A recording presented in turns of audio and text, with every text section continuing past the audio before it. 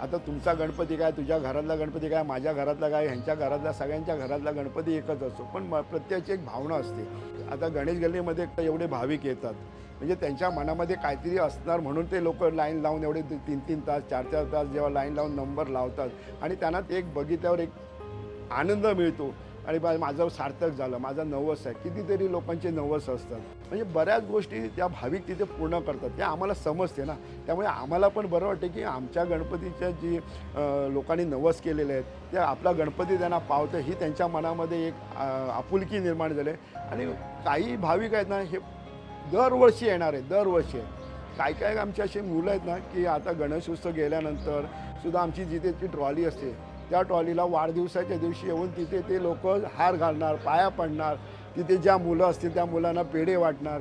आता एक आमच्याकडे मुलगा आहे, तो विरारवरनं रोज सेवा करायला सकाळी 5 वाजता येतो. तर त्याची पण काहीतरी त्याला आम्ही विचारलं काय होतं, नाही मला मी सेवा केली तर मला नोकरी लागली. असे प्रत्येकाचे छोटे छोटे हे असतात. आता त्याला नोकरी लागली, त्याला अभिमान आहे, त्याला वेळ मिळतो, तर त्या वेळामध्ये 6 तास आमच्याकडे सेवा करतो. कामावरनं सुटलं की इथे येतो, परत तो विरारला जातो. असे बऱ्याच प्रकारचे लोक आहेत आमच्याकडे, सेवा स्वतःहून करणारे आहेत ते लोक.